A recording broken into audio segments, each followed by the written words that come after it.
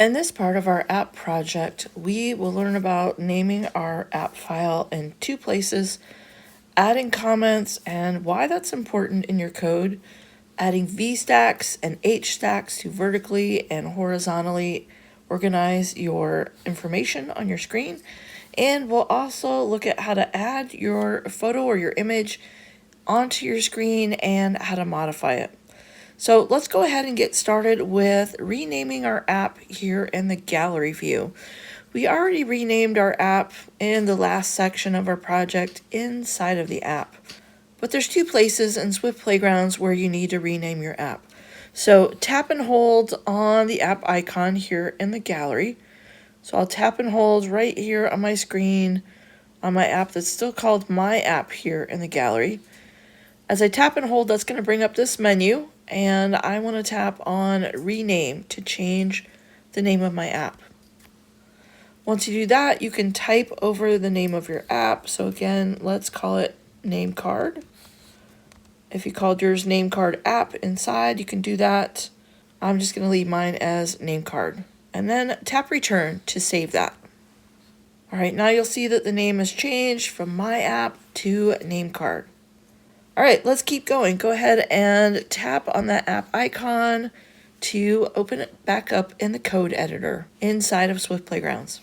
Our app preview is going to load up on the right side of our screen. If that's open, if it's not, again, you can tap back on that little screen button to see the app preview, which is showing you live what your code is doing right there on that screen or that view of your app.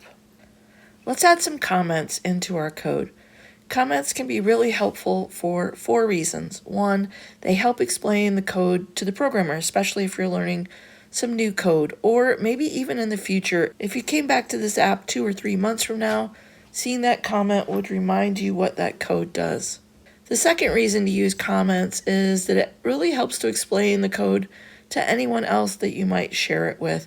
If you had more people on your team sharing that code, working together, seeing those comments could help them to understand the code that you wrote. The third reason is that it helps us to break down our larger app project into smaller chunks so that we can make coding the app much more manageable by concentrating on just one part at a time.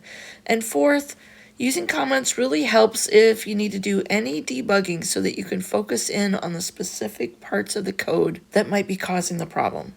All right, so let's go into our code and let's tap at the end of line number 4. We want to be right behind that opening curly brace. So if you can see that little blue cursor kind of flashing on my screen, that lets me know that I am behind that curly brace, which is exactly where I want to be. Go ahead and tap Return so that you're on a new blank line. And now type 2 backslashes and a space. You can find that backslash if you're on your attached keyboard. It is on the same key as the question mark. If you do not have an attached keyboard, the backslash is on, first tap on the 1, 2, 3 key, and then the backslash is right here in the middle of that bottom row of keys above the spacebar. Back on line 5, we have 2 backslashes. This tells Swift, whenever Swift sees these 2 backslashes together at the beginning of a line of code, it tells Swift that this line is code or text only for the programmer. There is nothing on that line for Swift to run. So Swift can just ignore and skip right on over that line. All right, let's put a comment here to explain VStack. So we can type something like creates vertical stack. That's what VStack, capital V, capital S, and VStack does. It organizes information on the screen vertically. Over here in our app preview, we can see our name is organized above our description. So it's organized vertically on the screen. All right, let's keep going. On line number 7, we have a blank line right now. Go ahead and tap on line number 7. We're now inside that vertical stack. And again, we're going to add another comment. So put 2 backslashes and a space. And our next comment, we're going to create a horizontal stack.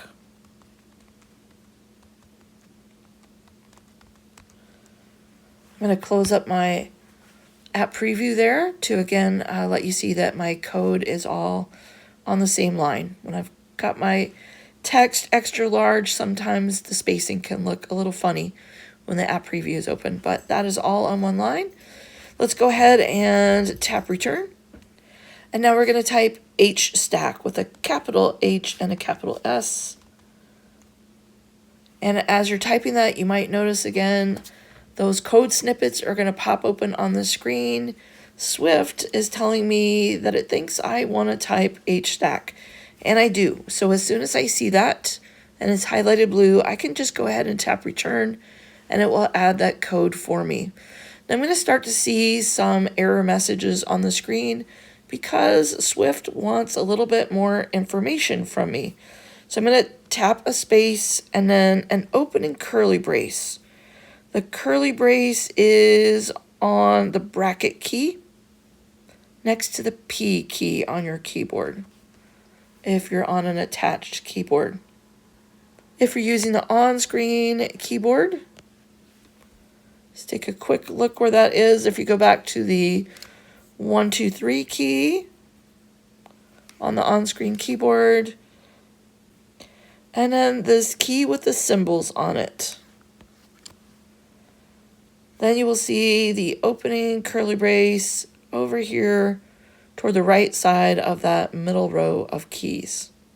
Whenever you add an opening curly brace, it is going to give you a closing curly brace because those come in pairs. Same thing with parentheses.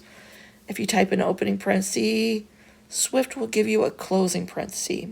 If you type an opening quotation mark, Swift will give you the closing quotation mark because curly braces, parentheses, and quotation marks, you need to have 2 of them. They come in pairs.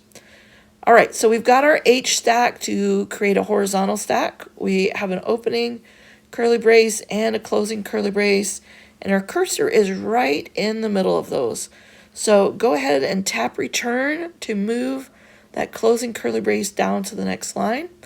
It's going to give us a blank line in there. That is perfect.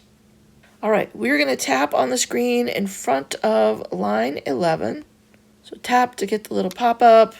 I'm going to tap select, and then I'm going to drag out my selection over lines 11 and 12, where I have my text with my name and the text with my description. So get all of that selected. Make sure that you have that closing parenthesis. And then while that is blue, go ahead and tap on the screen again, and we're going to cut this text. We're going to cut it, and we're going to paste it inside that H stack. All right, so tap on cut on that menu, then tap on that blank line number 9 inside of the H stack. Tap on your screen again so that this little menu pops up, and now we're going to tap on paste. And that will move our text inside of our H stack, inside those curly braces. So anything inside the curly braces should be organized horizontally. So let's open up our app preview again and take a look at what happened. Now my name is no longer on top of my description. My name is to the left side of my description. So now my information is organized horizontally on my screen. So an H stack is a great way to change the layout of your information from vertical on the screen to horizontal.